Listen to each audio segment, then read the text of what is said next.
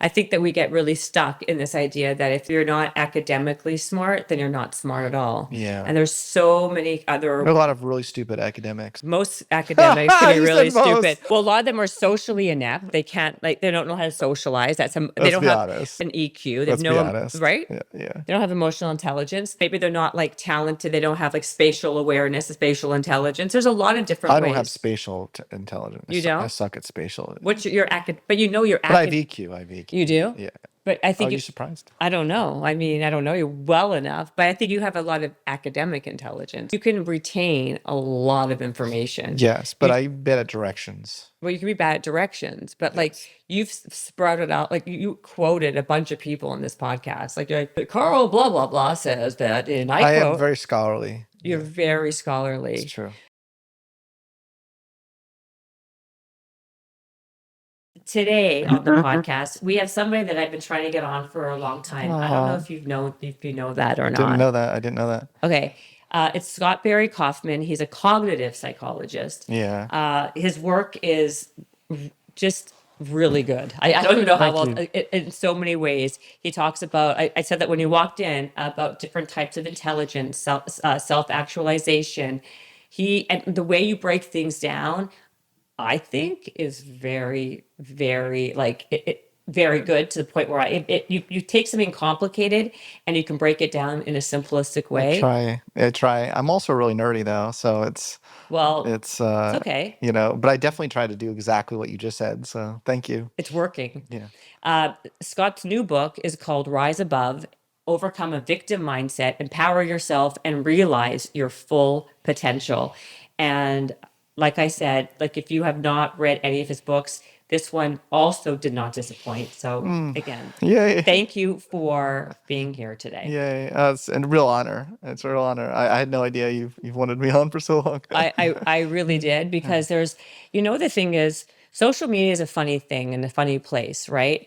And, for what I do, especially, you meet a lot of people, you read a lot of things, and there's a lot of noise. So there are only, like, for me anyway, there's a few people that really stand out, and you've been one of them. And Wow. I really, like, I'm not just saying this because we're on a podcast and you're a guest in my show, but I really do. Your stuff resonates with me, and I think it's great. So Cool. yeah. I want to start with something that you've talked about a lot, which is self-actualization. Yeah. And I just want to start off and open the podcast with, how does somebody self-actualize? Wow, what a big question. I know. And that's why that's why I said it's a big question to start with. And normally I kind of like ease into it. Let me say this, because I teach a course at Columbia University called The Science of Living Well. And to me, living well is self-actualizing. So I kind of view them as very similar things. And I will say that there is no protocol to self-actualization. So I'm sorry for those. I just pissed off a bunch of bros. No. You can't optimize self-actualization, so I just wanted to start off there, because I really believe in order to self-actualize, you and only you can walk that path. Only you can understand and figure out what is the bridge that you want to take. What bridge do you want to even create?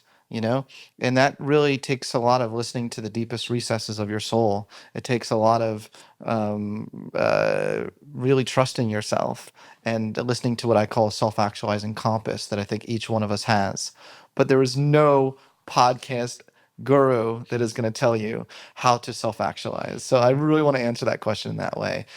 But we can help people, and move in their own direction that's best for them. As a self-actualization coach, I'm a self-actualization coach. I want to help people move in the direction that is best suited for them, and discover what is the direction best suited for them. That we can help with. So this is why I wanted to start off with that question, because you, in my opinion, you kind of self-actualize. I feel, it's true. And I kind of feel I did the same thing. You talk a lot, even about in your new book, Rise Above, you talk about how, sometimes we can get pigeonholed into doing something, and then it gets, and I don't know which part of the book you talk about this, but then it's really taking the onus on ourselves to break free from that, and then do more and action. Yeah. And can you just talk a little bit about that whole thing and how you self-actualize? And that's why I think you're such a good example of what happened with you and how you were in a special ed Yeah. program. Yeah, when I was really young, I really didn't have many people believe in me. Hmm. And I was in special ed for an auditory disability that I had. And there was a teacher that took me aside in ninth grade and she said, "What are you still doing here?" And she saw a higher potential in me that I didn't see in myself. But it really like set off this whole drive to kind of show people and myself what I was capable of.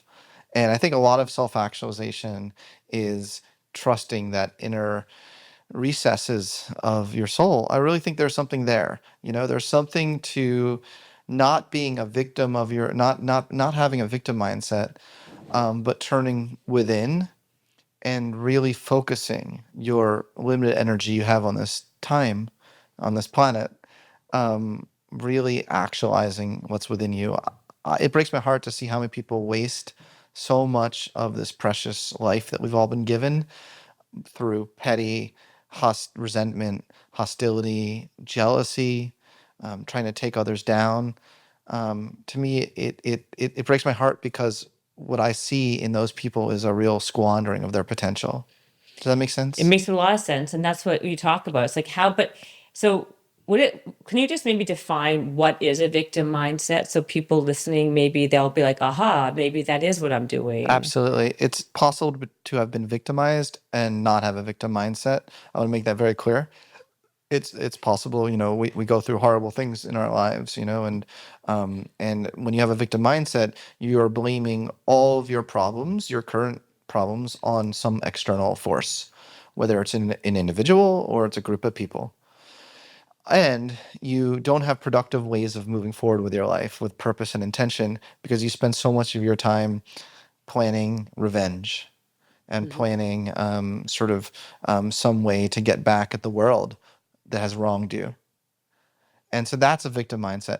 And I really do contrast that from what I call an empowerment mindset. Hmm. And an empowerment mindset is not ignoring the terrible things that have happened to us. Have you ever done improv? I haven't, but I mean, I haven't, but Yeah. I know what you're going to say. Yeah, But I know you yeah, need. Yes, and yes, and yes, uh, you've been through some terrible things in your life, and Um, I believe in your greater potential for growth and development and resilience. We all have a lot more resilience within us than we realize. Often, unfortunately, it takes being really tested, hmm, before we realize that. But let's not wait till we're yeah. tested. Well, I find it's also some people they don't have the self-awareness to even know that they are in this victim mindset loop, right? Yeah. And it's, people from the outside looking at that person can say, look at that, that's what they're doing. It's how does someone even like over how number one, how do you overcome a victim mindset? And I guess it's a two-parter. How do you even have self-awareness enough to even know that you're in this victim mindset? Oh, self-awareness takes a lot of um, meditation, takes a lot of patience, and discussions and feedback. You're not going to get that feedback unless you put yourself out there on the line to fail and put yourself out there to face your fears. I'm a big believer in behavioral activation, Mm-hmm. that approach to self-awareness, where the best way to become self-aware is to have it reflected back to you, Mm-hmm. even in a painful way. For instance, I've recently taken up magic. I became a professional mentalist in the last year. You did? Yeah, I read people's minds, and so I go out, to restaurants and whatever. Sometimes just for fun, I'll go to bars and read people's minds, and I'm like, "Hey, can I read your mind?" And then we do that. And sometimes I get horribly rejected. Some people are just not interested. They don't know what's going on. They're not into it, and it's totally fine. And being able to handle rejection, but still, get feedback and because I want to be good. Right. Yeah. And so, well, a couple things. First of all, I want you to kind of read my mind, which I'm going to ask you about in 2 seconds. But yeah, I think I'm a big believer in that, right? Like I think that we learn from our failures, right? Yeah. And the only way to get comfortable with failure is to fail. Yeah, right? We're not going to like get comfortable or desensitized with it if totally. we don't ever do it. That's why I believe like sometimes like being mediocre is actually the best thing that could have happened, because there's not like you'll always fall, and they'll never ever, like you don't have that people don't have that same you don't have that same kind of pressure on you. So Yeah. uh but that's how you build resilience, in my opinion, right? Absolutely. Yeah, it sounds like you got the Yeah. No, habits. I got the habits. But wait, so could you really read my mind right now? Oh well, maybe later I'll Could you, but do it. how do you even go to school for I that? don't want to. I want to stay in this frame No, before. no, for sure. But I was just wondering, like, is it something that you can actually learn? I thought it's something that either people either have innately or they don't. You go to school for that? Yeah, you can train. Yeah, I have mentors I that love have that. taken me under their wing. I love that. That's Uh, great. Um, you also say something that's I saw in the book that I found very interesting, was like over medicalizing natural human behaviors and over It's labeling. kind of a pet peeve of mine. Yeah, Yeah, TikTok therapy is a thing, you it's a know? huge thing. Like words like, what's happening is we're like everyone's in a trauma mode. Everything is like there's hashtags and trends, and then people just kind of like narcissism is a big label. People they find something that kind of tracks, and then they glom onto it, and that becomes your thing, right? Trauma, yeah, well, yes, yes, this is true. People take psychology language, diagnoses, even narcissism. Now everyone's ex-boyfriend is a narcissist. Mm-hmm. I don't know how everyone's ex-boyfriend can be a Right. narcissist. It's a Maybe lot of some of them, narcissists, right? certainly some of them. But we call people, things people we don't like, we call them psychopath, narcissists. Everything that is uncomfortable to us, we now say it's because of our trauma, Mm-hmm. you know. Um, things like trauma, it exists, but it's not everything. It's also, humans are so complex, it's Mm-hmm. hard to reduce everything to that one thing that happened to us when we were 5. There And are so many reasons and things that have formed who we are today. well, narcissism is a big one, right? Oh yeah. It's a very popular one. There's a lot, and you talk about narcissism a lot in this book. There's like, um, you talk about like vulnerable narcissism, and there's like, what is vulnerable narcissism? Vulnerable narcissism is feeling justified to special privileges because you've suffered in the past. Not necessarily that you're superior to others, that's grandiose narcissism, Mm-hmm. but because you've suffered in the past. What percentage of people actually have narcissistic qualities? Like, is it a big percentage? Because we're talking about how everybody now is a narcissist and this narcissism. Is there like is It's a continuum. it's a continuum, right? Like Yeah, we can be narcissistic and be a nice person, right? Like it not just one thing doesn't always automatically mean another thing. that's right. It's just like any personality variation. You asked me what percentage of the population are introverts. Well, Hmm. we all go in and out of this. I actually like to think of it more of as a mindset. Like the victim Hmm. mindset is a mindset. It's a dynamic mindset that all of us can fall prey to. Narcissism is a mindset as well. Some people do habitually score high in vulnerable narcissism. That's true. Hmm. But there is no demarcation line between the vulnerable narcissist and the non-vulnerable narcissist because we're all human. Right, right. Yeah. But is there one kind that's more like the good kind? Is there a good type versus like If I had to choose one type of narcissism, I would rather be a grandiose narcissist than a vulnerable narcissist. That is true. really why? Grandiose narcissism is associated with leadership skills.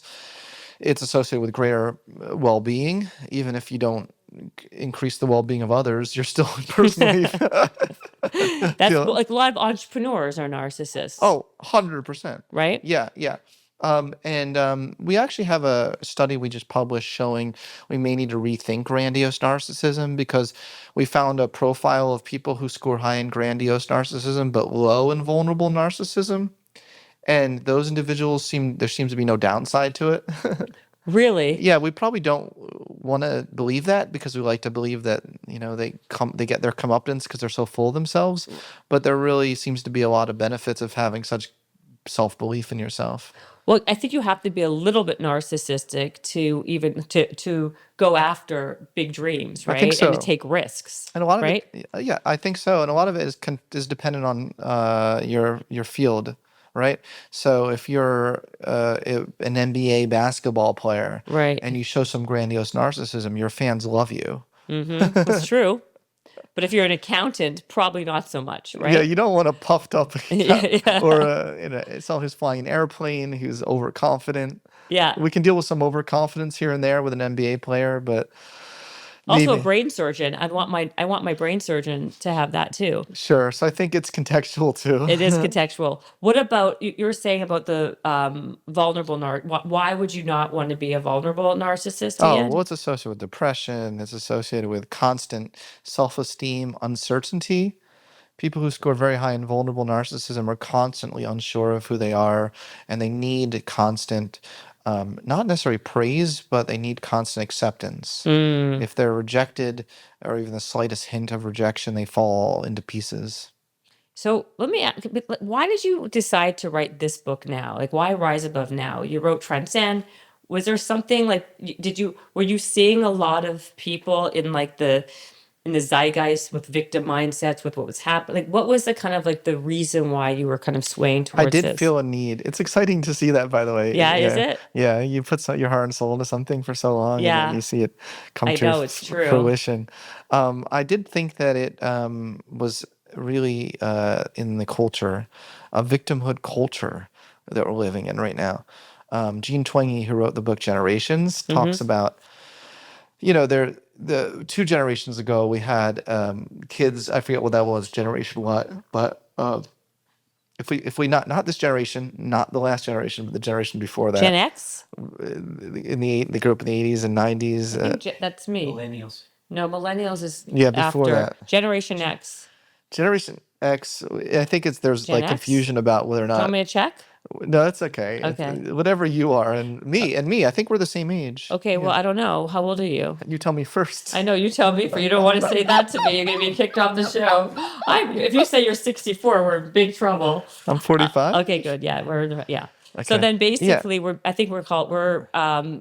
Gen X. Okay. So Gen Xers were the We should song. find out though. Do you want to Google it? Okay, good. Because he's on it. Okay, yeah. Gen Xers were all about, and then as well as the one that came before them, were really about the self-esteem movement. Mm, When you think about Saturday Night Live, like, I'm good enough, I'm strong enough, yeah, God darn it, people like me. That was exactly. Stuart Smiley from Saturday Night Live. Great skit. But then the generation after that morphed too much into grandiose narcissism. So self-esteem movement really turned into, we're the best. Yeah. But for some reason, that has morphed into a generation of vulnerable narcissists. Um, all these kids, they feel they're entitled to special privileges because of whatever special thing that makes their suffering unique. That's yes, you're preaching Am I to the wrong? choir. No, you're preaching to the converted, because I agree with you 100%. What do you think the rise of what Well, happened? Jonathan Haidt would say coddling. We're Coddling. coddling these kids. Greg Lukianoff and John I would Haidt. say the same. I just did a TED talk on it's called how to raise Yeah, girl. mentally Yeah. mentally strong kids in a fragile world, because Yeah. I'm a big believer Yeah. that that's what's happening. Yeah. And we're raised, the gentle parenting era is very detrimental to the kids. I think the kids, Yeah. even where we live, right, the entitlement with the anxiety, with the depression, with the social anxiety, there's so much of it. Part of it is, I think, that there's no time to play, right? It's a big part of it. I'm a Yeah. big believer in play, yeah. But also part of it is what happened to the narratives that were rewarded, like in our childhood, Right. wasn't it? Do you remember when it was rewarded to overcome things? Like in Of college course. essays, the story wasn't how vulnerable we are, but the story was what we've done to overcome it. And that's what college admissions were now. Yeah. No, go College, ahead. Sorry, yeah. my phone shouldn't be happens every time. Go ahead. Go ahead. Now college admissions rewards just the vulnerability. you know? Well, that's the thing. Well, I think what Brene Brown did this whole, as you know, the Yeah, but it got vulnerability on thing, steroids. and that became the new Yeah. kind of the new kind of like rhetoric, right? Like the more vulnerable you are, the more you talk about your problems, Yeah. the more you expose who you are. That's what kind of has become the thing. Our generation, to your point, was more like coping skills, like doing things for ourselves, like resilience, Yeah. kind of like independence. It's and like sucking it up type of thing, right? But like to you were saying earlier about self-esteem. You're right. Like back then was much more about self-esteem. Yes. So where is the line between being overly confident and narcissistic, let's say, and self-esteem? What is the difference? There is actually a difference between self-esteem and narcissism. Those are two separate constructs, as we say in psychology. Okay. They actually have two different developmental trajectories. So when kids are younger, their narcissism tends to peak in adolescence and then start to decline. Whereas self-esteem is very low in adolescence and starts to improve as people get older. Self-esteem is really just feeling a sense that you're worth it. In a lot of ways, narcissism, which is I'm great, I'm the best, is a compensation for low self-esteem. Sometimes, especially when it comes to vulnerable narcissism. So, because you were saying like in the book how what's the parenting, like the way people parent are making the kids have either a higher self-esteem or a lower self-esteem. Can you talk about that? Yeah, absolutely. So parental warmth and acceptance tends to lead to a secure self-esteem. And a secure self-esteem is a great thing, by the way. It is. I So agree. it's something we want in our children. And healthy self-esteem is one where just the child feels like they're enough, you know? They're a worthy human being, and then accept that and then move on. The ones who get really preoccupied with their self-esteem, that's a different issue. That's like not healthy.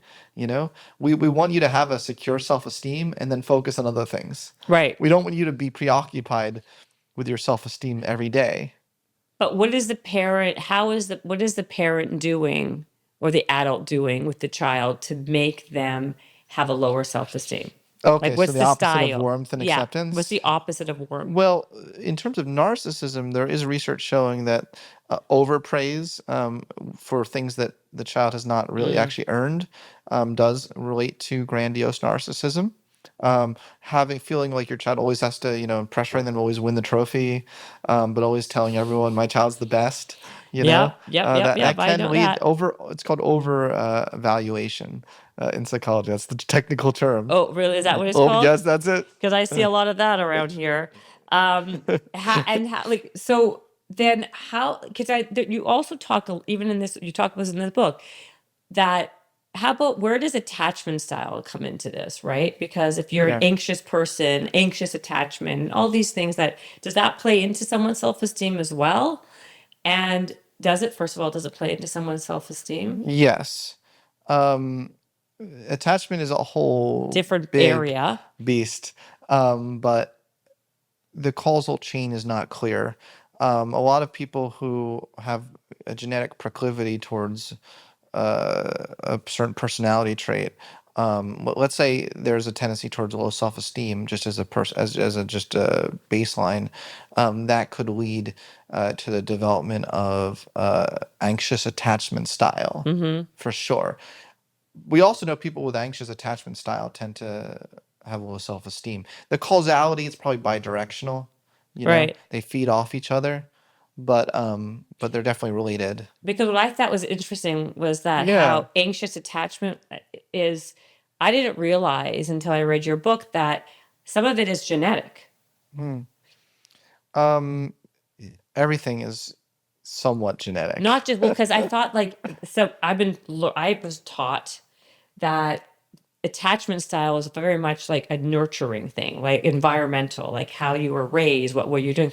But you were talking about in your book There's of a how genetic component to there's a attachment there is a styles. There really is. You can take two identical twins who have the same nurturing or not nurturing parent, not identical twins, let's say fraternal twins who share Yeah. 50% of the same genes, and you'll find a difference between if they have the identical same genes, and how they react.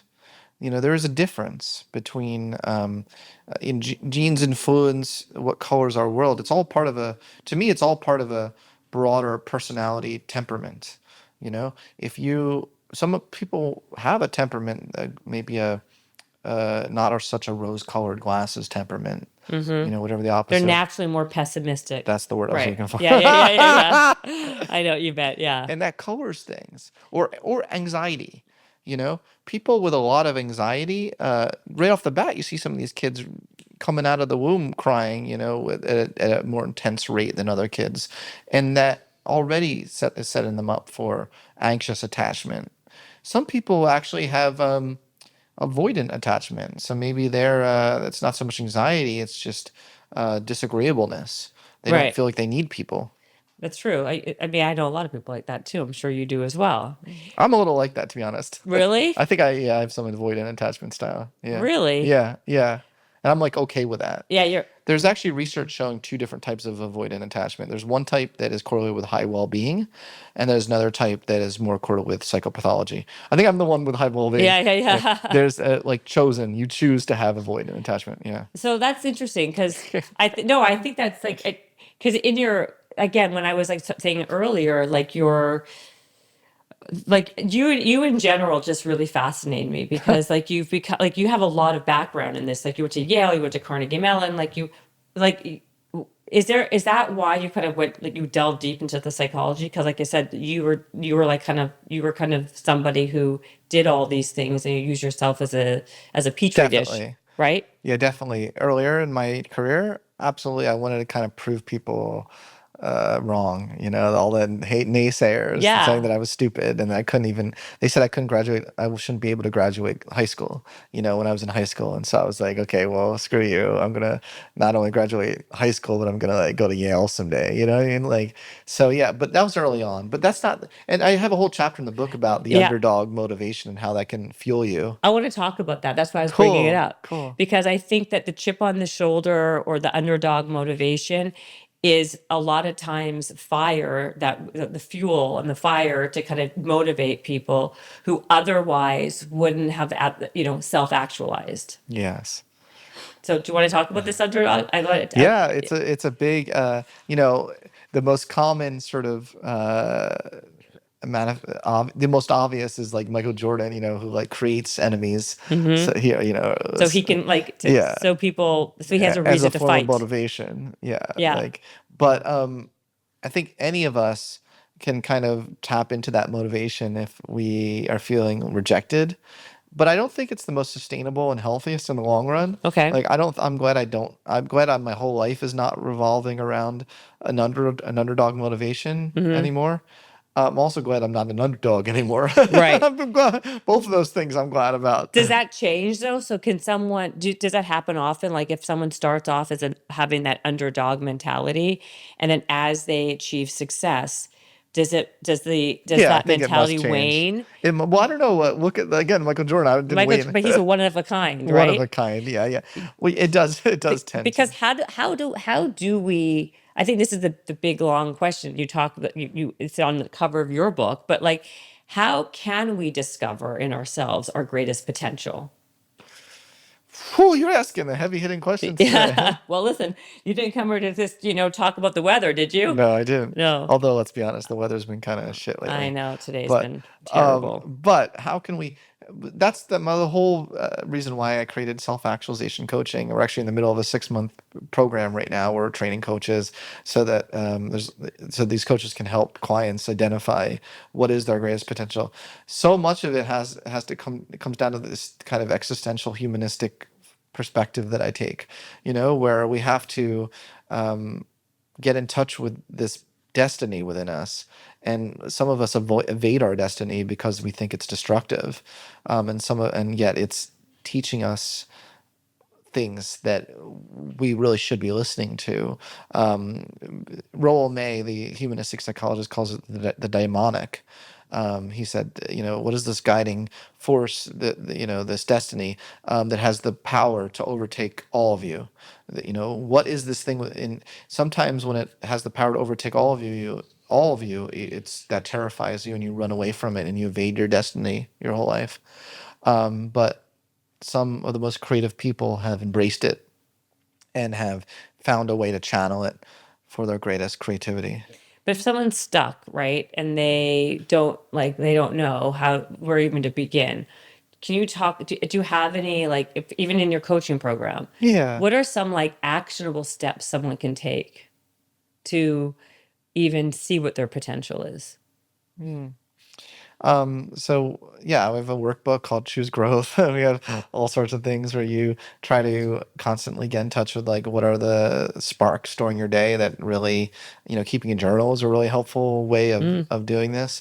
Getting in touch with what aspects of your job are lighting you up versus what aspects of your job aren't lighting you up. Also, learning character strengths and you can take tests for free.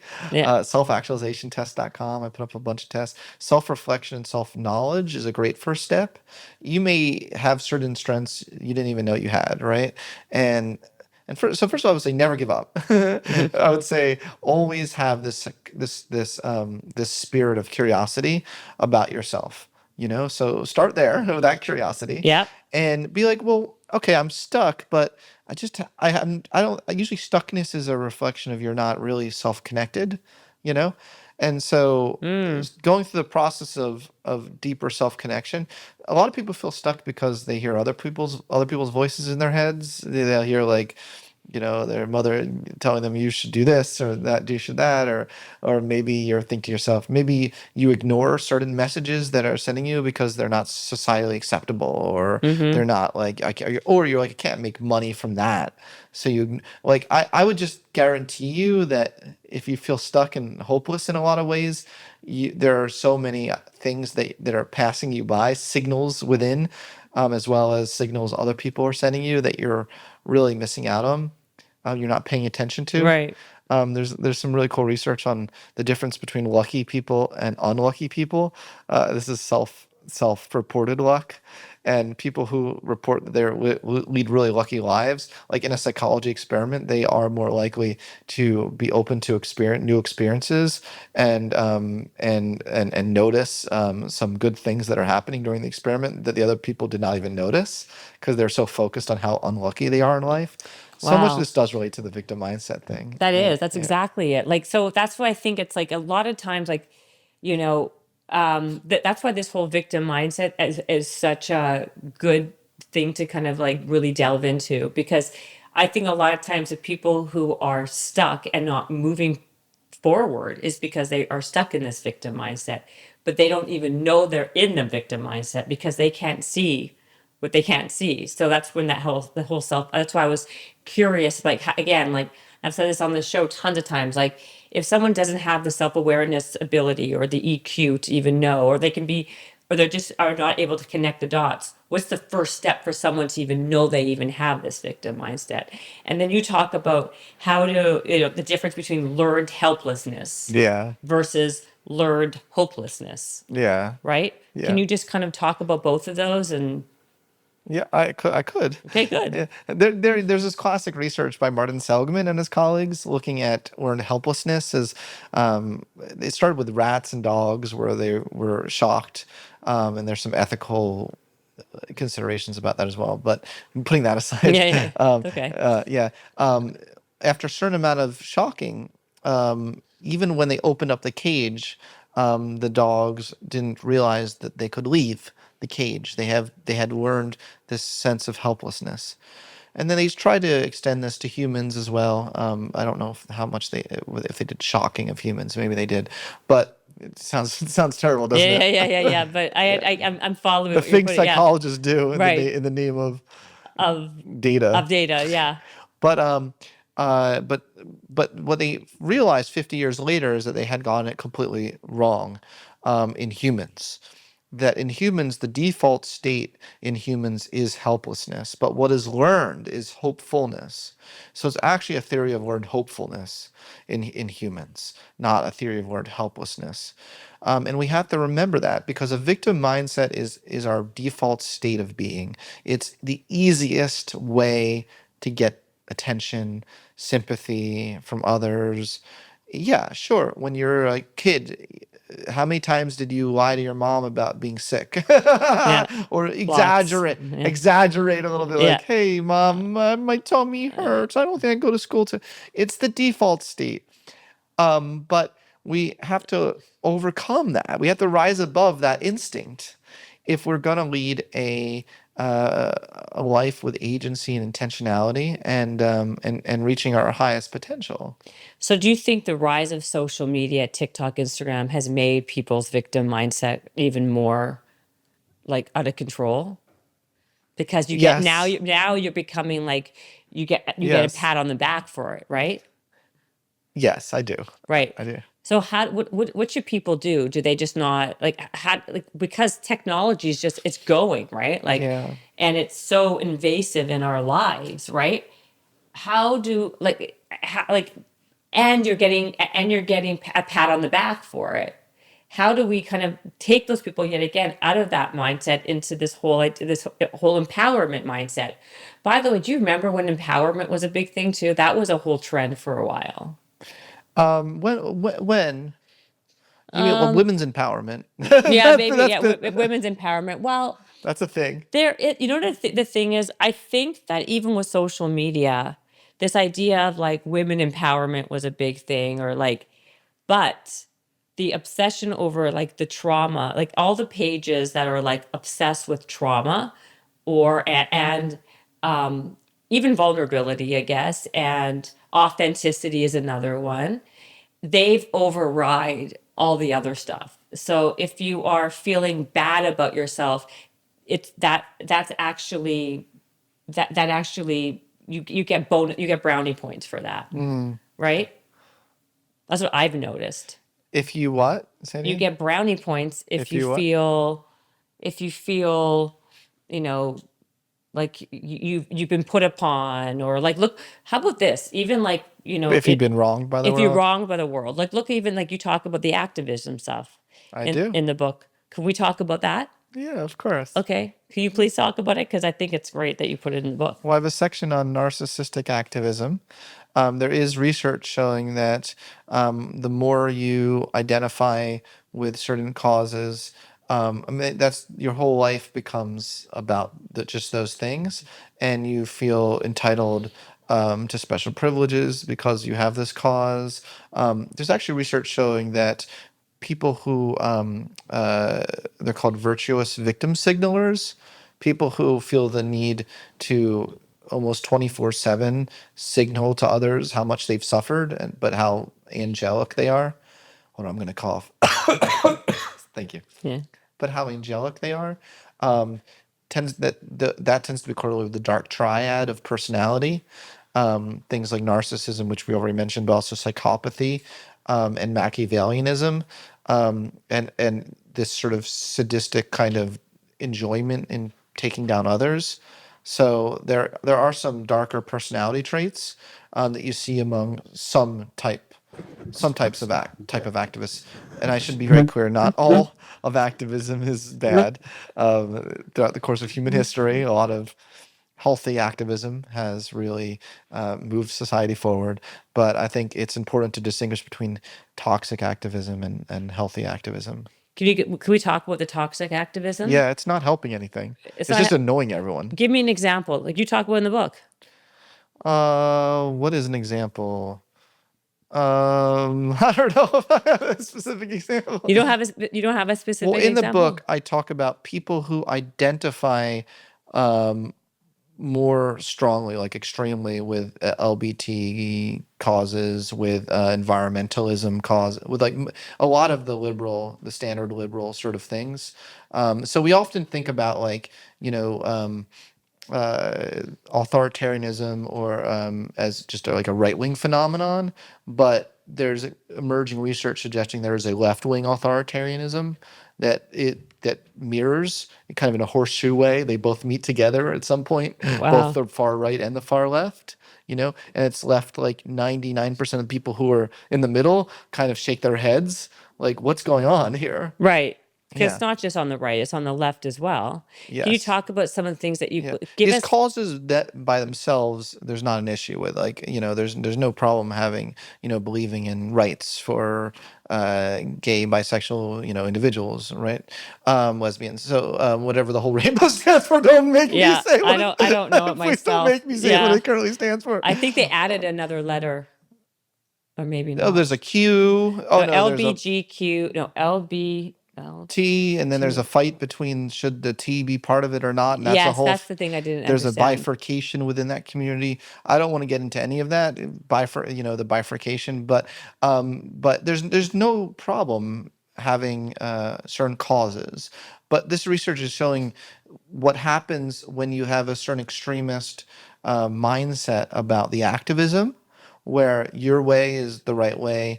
Anyone who doesn't agree with you um, deserves to be treated poorly, even violently. You know, um, there's this kind of way of thinking that can be very damaging to society. So what's the call to action for that? What are the things that people have? What are like the qualities? You said a dark triad, I think you called it. What's in Yeah. that triad? Like what is those things? Well, that's the narcissism, psychopathy, and Okay, so Machiavellianism. then what do people do about that? I guess is the question. Like you just Avoid these people avoid like the these people. plague. Well, I know. So but they have it's the squeaky oil, no squeaky wheel Wheel. that gets the oil, right? Yeah. Yeah. And it's like damaging to our society. It is. It is. It's also we've lost nuance, which I'm trying to do right Hmm. now because I'm the last one who wants to be quoted as saying, that it's bad to believe in certain No, causes that's and not to what be you're not. saying. Well, that's definitely not what I'm saying. Right. But I think we've lost all nuance because the loudest voices have taken over and make any other voice feel like there's no place for their voice. No, exactly. So basically though, you were seeing the victim. You were saying that's why you wanted to write the book because you saw this stuff happening and you wanted to kind of See it everywhere. like the what is the what other word? I love that you said something that it was like the instead of saying like the trauma, what I loved you gave other options for Yeah. how to talk about Survival something. stress. Like survival stress. Yeah. Yes. Like you talk about how language makes such a big difference in how how I really think it it does. makes a big difference, right? Because if you think of yourself as someone who has trauma, you're going to act a certain way, right? Yes. Yes. I mean, how the self-talk, the way the narratives and the things we tell ourselves about the cause of why we are the way we are really does impact our empowerment versus whether or not we're going to have a victim mindset over something. Right. So Yeah. like how do we start how do we start changing the way we talk to ourselves? Start by changing the way you talk to Right, but yourself. like exactly. Because what happens in our brain, like if I heard that no matter how like what our brain doesn't know the difference between what we say or what we do. Like if we say something, then our body acts as if it's actually true, correct? Yeah. Is that not true? Because I'm not the doctor, but you are. But I thought that's what that's what a lot of other people have said to me that like if There is a whole psychology of self-talk and the real importance of how we interpret certain situations, right? There's a whole field of cognitive behavioral therapy, right? That is all about, do we catastrophize things? Do we see things in black and white terms? The trauma thing is just, it's a word that has become exhausted in our okay, it's exhausting. in our society because it's become everything. It's become this one word has is now used to describe back pain, everything. Oh yeah, there's a book out. Your body keeps The Body score. Keeps the The Score. bodies It's keep an score. immensely popular book, Yeah. and it's become like a cult-like book, and it's like for me to even have a little bit of criticism over some of the things that are said in that book drives them crazy. Right. The ones that treat it like it's a religion, you know. But that's science is not a cult or religion. I mean, science we have to look Yeah. at the data where it comes. You know, there are a lot of limitations to that. You know, pre-existing personality traits matter too. Not everything is environmentally determined. Right. We don't live in a completely environmentally determined universe, right? A lot of our choices are within our own control that we just refuse to take responsibility for. You know, it's much easier to blame, much easier to blame that one thing that happened to you when you were 4 than to, at now age 50, take steps to lead a better, healthier, happier life. Right. Because also the rumination of it, right? Like because It's a big ruminate, part of it. it's a big part of it. What's your take on talk therapy? You're some good questions. Yeah, thanks. You're a great interviewer. Oh, thank Yeah, you. you're welcome. Thank you. Talk therapy is good, can be good. Yeah, it's like having a friend, Yeah, that it is. that listens That to you you, pay a lot of money that to. you're paying Yeah. for unconditional positive regard. Yeah. There are a lot of lonely people out there that often need a little bit of validation. There is a whole form of therapy now called affirming therapy and I don't know how I feel about this. Right. No matter what Meshuggah you have going on with you, Yeah. that's a Jewish, I Yiddish, got it right away. Michigan is like crazy. Yeah. yeah, whatever Meshuggah you have, you go to this affirming therapist and then you just affirm it. Like, don't worry, it's good that you're, a psychopath. Like, don't worry, like affirming care now, no matter whatever you are, it's great, and it makes you feel good about yourself. I'm not convinced that's the best form of therapy, but that is a very popular form of therapy that's cropping up now. Is that word that? Are you Oh serious? yeah, it's a thing now. It's a really big thing. So if I were to Google like Yeah, yeah. You affirming, go on Psychology Day, you're looking for a therapist. Look, I'm looking for an affirming psychologist. Yeah. Yeah. so people are literally paying for Yeah. someone just to kind of Yeah. affirm Yeah. Yeah. that whatever they say is Whatever it is, acceptance, right? Now, look, I am a believer in Carl Rogers' notion of unconditional positive regard, but as even Carl Rogers made clear, acceptance doesn't necessarily mean liking or that you don't want to change. Self-acceptance is the first step to change, right. but change is also a good thing. And it's Right. also, if a lot of people are struggling horribly with depression or the experience of depression or whatever it is, and they need help. I don't know about how helpful the affirming part is, maybe as a first step, but there needs to be another step. Well, also that's like it kind of reminds me of just hanging around people who just validate you all the time. Yes. Right? Like movie stars do that all the It's time. like fast food, like Yeah. it feels good in the moment, But but you there's go no home and you're the same person. exactly. And like there's no growth there. There's no That's right. challenge. There's That's no right. nothing. That's right. That's right. So is that really something that people is growing? I Like, would kid you not. wow, that's crazy. See, like I would think that also just over like, and I'm sure we all know people who have been going to the same therapist for 20 years, twice a week, once a week. And at what point is it just like, a bad habit that you're spending money on, right? Because, and or, and the rumination of talking about your problem and when people go to a therapist, it's like they put a label on you or psychiatrist. Oh yeah, you have your OCD and ADD. And now that you think that you are these things, you walk through life. Goes back to the beginning of the podcast, and you think that's what you are, unless you break free from those things. And say that's not going to stop me from trying to achieve this and go after that, right? Yeah. Like these things are putting shackles on people's ankles a lot of times. This is why I prefer coaching. I Yeah. create a form of coaching which is very forward looking as opposed to past looking. Self therapy, self talk therapy. Yeah. I mean, it can be damaging, like you're pointing out. It's not always great.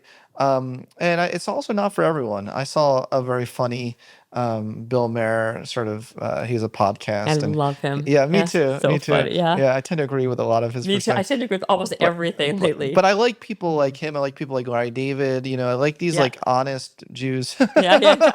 Yeah. Like I just like there's like they say things that how they really feel, even if it's not societally.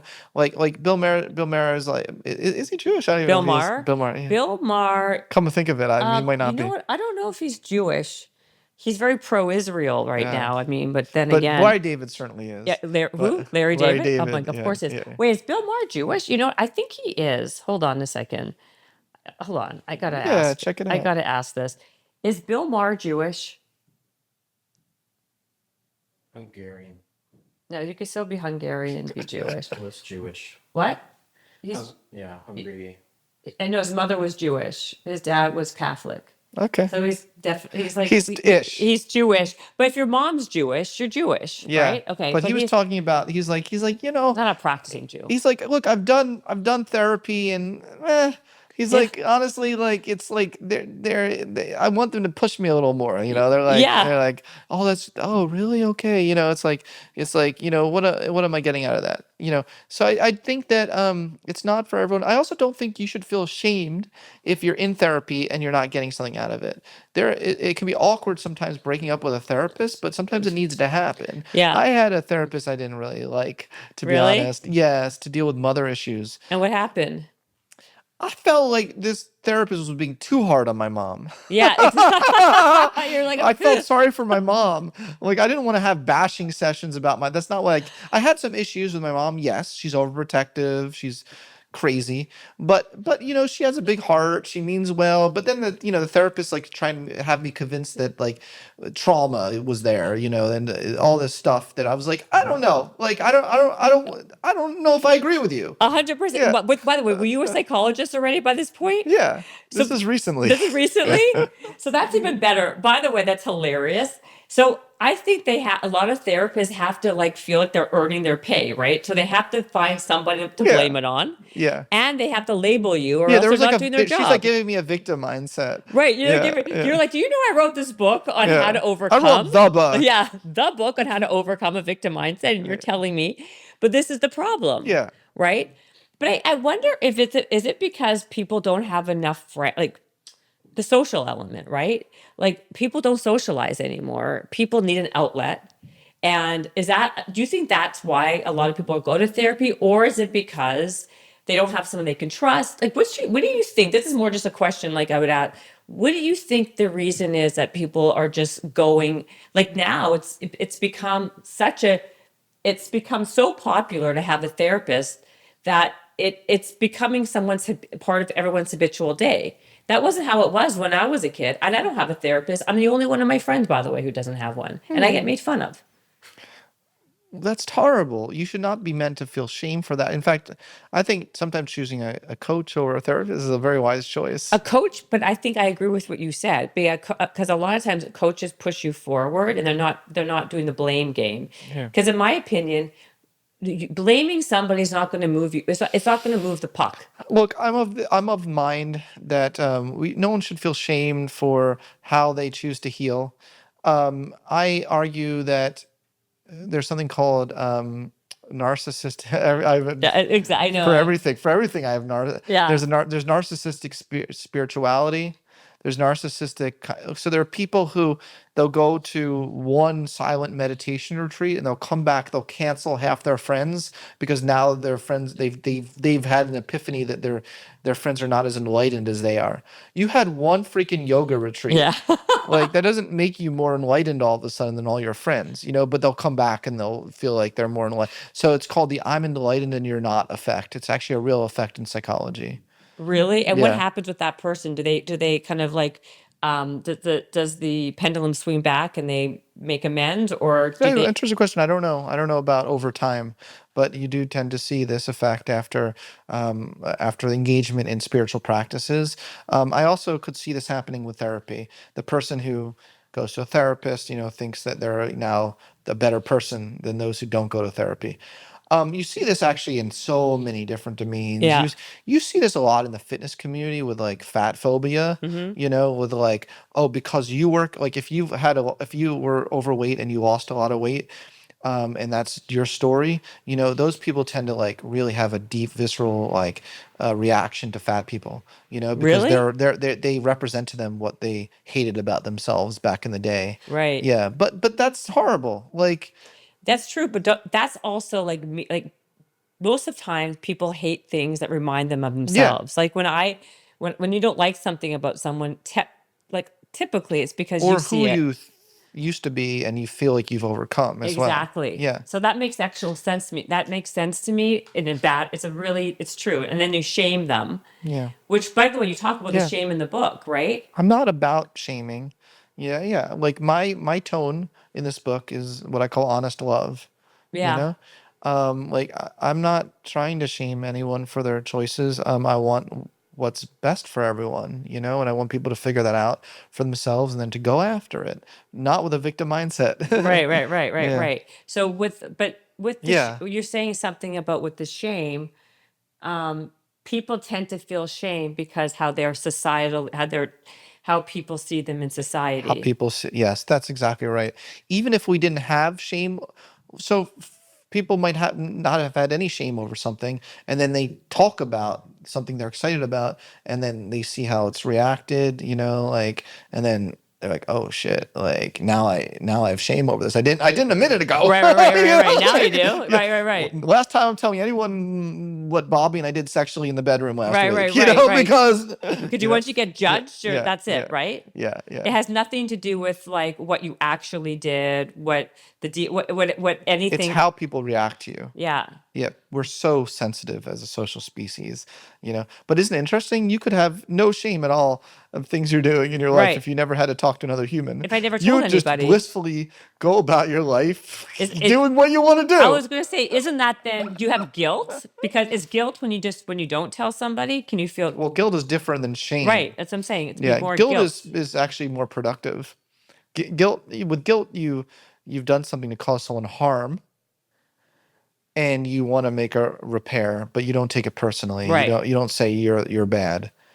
With shame is something different. Sometimes with shame, you're not even harming someone else. You're with social approval. Yeah. Everyone is so judgy these days. Have you noticed that? Like, Yes. Are you joking me? like if you go on like Yes. social media, everyone is judging everyone for their life choices. That's what it is, but it's all about polarization, right? Yeah.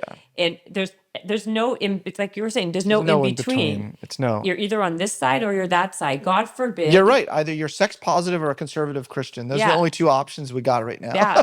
And not at all. And if you even are on one side and you see something on the other side that makes a little sense and you make mention of it, you'll get bashed by whoever your contingency is. Oh, absolutely. Or like it would be like every now and then something comes along that Trump does that I'm like, I'm glad he's doing that. Right. And it's like my friend, right? You can't even, it's like this guy can't ever do any right. I know. But that exactly. And you know what I'm saying? by the way, do I know what you're saying? I mean, I think I said one thing on social media that I was really happy about. And people went nuts. Yeah. Because I was basically applauding the devil. Right. But then if on the other side, you know what I mean? So it's very, very hard. So that's what I'm saying. Like it's hard to have right now. I feel we're in a very interesting time because your friend group has to also be who you're politically sided with. I think it's a shame. Right. Yeah, you're right. You're absolutely right. And if you are not sided with them, you will literally you will lose that person as a friend. That's right. We've never been in a time like this in history, I don't think. It's a crazy time that we're living in right now. Isn't it just insane? It's absolutely insane. Excuse me.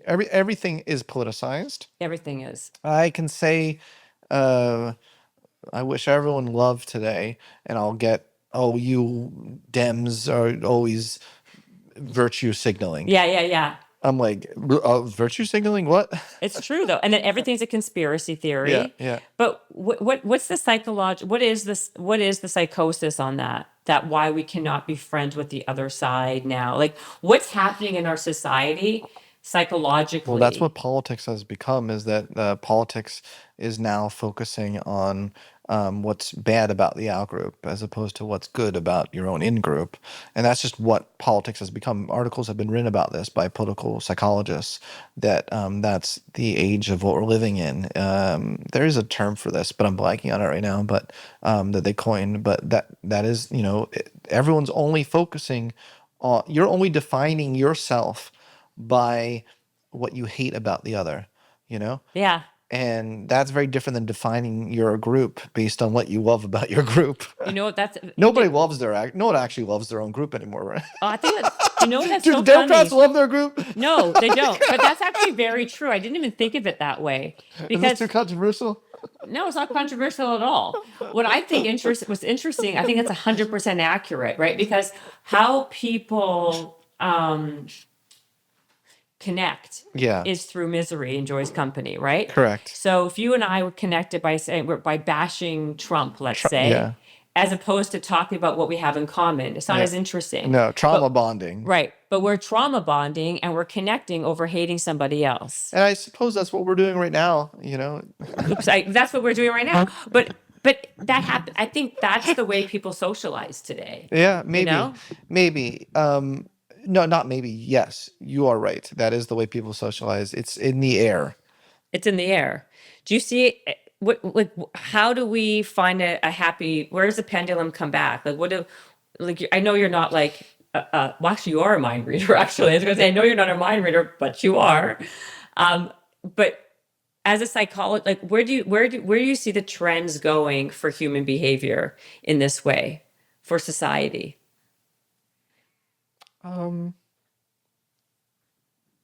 Not to stump you or anything, but Not to that thought. We hit it just that mic over there keeps. you can think about it. I just wish I could be more optimistic.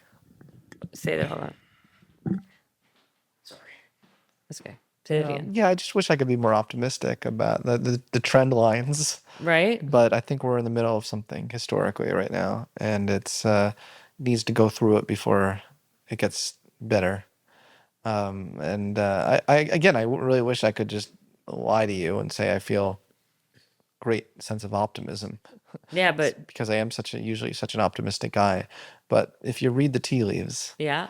We're going through a real change in leadership, a change in what it means to be America. What does it mean to be an American? And a lot of conceptualizations of, we've never been more divided on morality issues, and everyone thinks that they're the most moral person of them all. Right? Exactly. It's true. And it needs to go. We need to get through it to get out to the other side. Yeah. I see. I think we're in a bad place personally, but It doesn't mean you can't do your best you can't do exactly. to show up in this world how you want to show up. There's my optimism. There's your optimism. Okay, well, on that though, how about cultivating psychological flexibility? Yeah, that's super important because there's a whole research literature on the ACT approach to psychology, ACT, Yeah. where you develop a psychological flexibility that allows you to change your goals, change your even if you're not feeling like you're in the mood to do something, Yeah. you change based on your higher values. Like, where do you really want to go? I have this whole sailboat model of self-actualization. Like, where is the port you want to sail to? Mm-hmm. Get really clear on that. And when you get really clear on that, a lot of your momentary by momentary decisions change and are different, Right. And psychological flexibility is the opposite of what's called experiential avoidance. A lot of people have experiential avoidance for things. They avoid things that may make them feel uncomfortable, Mm-hmm. and as all the research shows, experiential avoidance is not the way to growth. Well, that's why they say, like, I've seen a lot that the idea of just overall like psychological flexibility, every type of flexibility, adaptability is how those are the most healthy people in everything in life, right? Being able to like go with the punches and change and Yes. Yes, be malleable. It's called different things depending on what researcher you are and but it's all the same shit. It's all the same shit. Yeah. George Bonanno calls it the flexibility mindset. He Yeah. says that's the most important thing for resilience, you know. Yeah. But yeah, I mean that's where it's at, is having that flexibility, not even like having a flexible identity as well.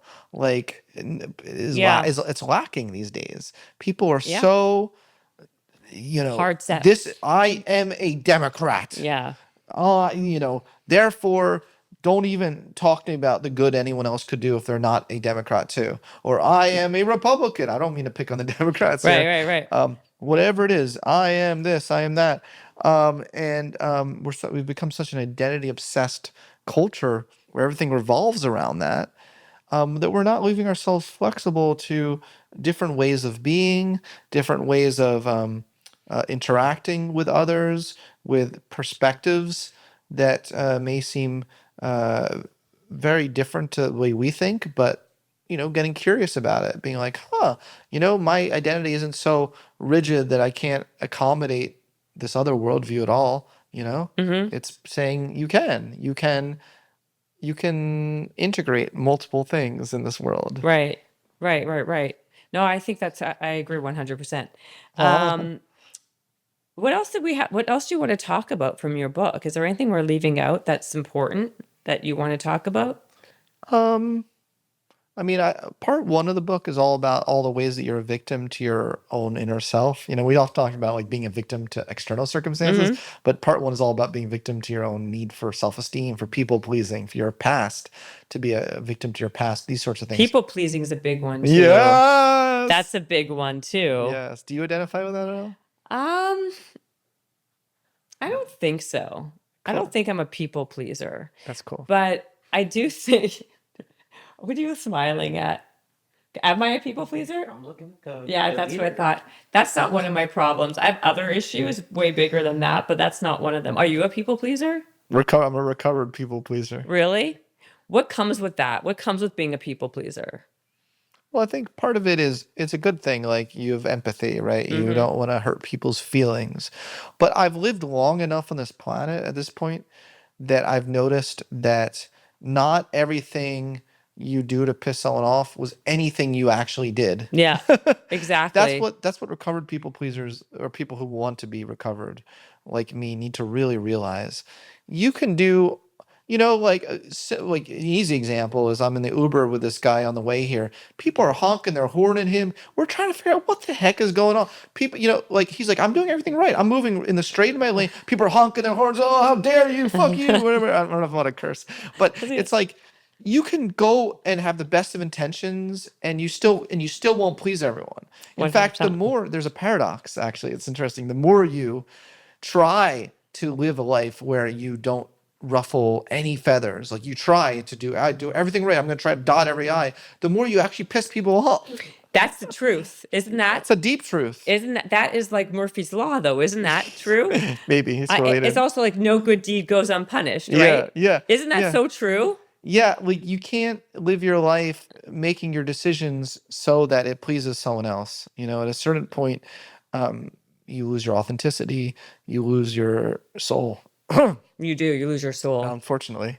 Now you're recovering, so you're okay though right now. I'm in a good place. This book is really like my voice, where it's at in 2025. I don't think I could have written this book in 10 years ago. No. Because why? Oh my God, my books were always so like trying to please everyone. No. Really? Yeah, well, not. I mean, maybe I'm being too hard on myself, but they were definitely just sugary sweet books. You know, this book has some. Well, this was a little bit more like you're pulling out some like stops there a little bit. Being a little edgy. A little edgier, maybe. Edgy. I'm living on the wild side a little bit. But your stuff that you talked about in earlier years about intelligence, that's not exactly that. That's true. It did try to challenge the system. That's true. But why? Tell me why. I love the intelligence part, so you can talk about it all day if you want. Thank you. Well, I had for many, many years, I thought my mission on life was to redefine intelligence. For the first 30 years of my life, I think I thought that's why I was on this planet, was to take on the IQ, and researchers and school psychologists and change the education system and show that we need to broaden our way of thinking about intelligence. And I wrote a book called Ungifted, which outlined a lot of my view on that. But and then I was like, oh, I'm still alive. Yeah. What's next? You keep seeing their higher mountains to climb, even you don't know it at the time.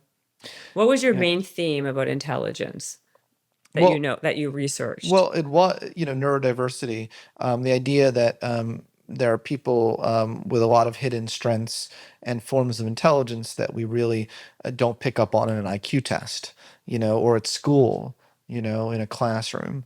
And I really wanted to shine a spotlight on those individuals. They don't just have to be kids; they could be adults too. Totally. Yeah. I think that we get really stuck in this idea that if you're not academically smart, then you're not smart at all. Yeah. And there's so many There are a lot of really stupid academics. Most academics can be You really said most. stupid. Well, a lot of them are socially inept. They can't, they don't know how to socialize. Let's be honest. They don't have an EQ. They Let's have be honest. right? Yeah. They don't have emotional intelligence.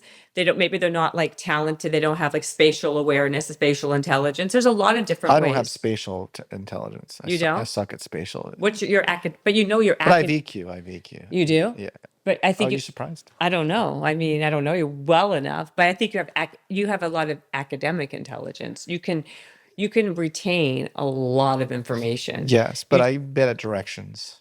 Well, you can be bad at directions, but like you've sprouted out, like you quoted a bunch of people in this podcast. Like you're like, but Carl blah blah blah says that, and I quote. am very scholarly. You're very scholarly. It's true. So when in all of your learnings and intelligence, what are a couple some very cogent points that you can share with us?